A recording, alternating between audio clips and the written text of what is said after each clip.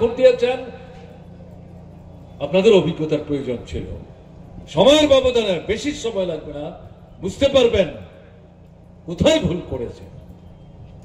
এরকম একটা জায়গায় আমরা যখন এই কথা বলছিলাম এবং আমরা আহ্বান করছিলাম দেশের সমস্ত গণতান্ত্রিক ধর্মনিরপেক্ষ খানিকটা জনজীবনের মৌলিক গুরুত্বপূর্ণ অর্থনৈতিক সমস্যাগুলি সমাধানের প্রশ্নে গণতান্ত্রিক আন্দোলনের সমর্থক তাদের কাছে আমরা আহ্বান জানিয়েছিলাম।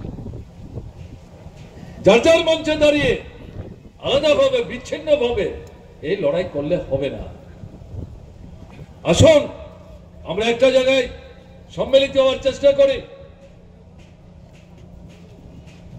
এবং সম্মিলিত মঞ্চে দাঁড়িয়ে ঊর্ধ্ব আকাশের আমাদের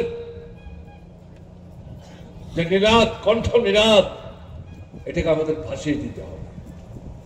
এই জনবিরোধী দুশ্মন ফেসিবাদী দৃষ্টি নিয়ে যে সরকারটা দিল্লি বসে আছে সারা দেশের বুকে পাথর চাপার মতো, এদেরকে উৎখাত করতে হবে।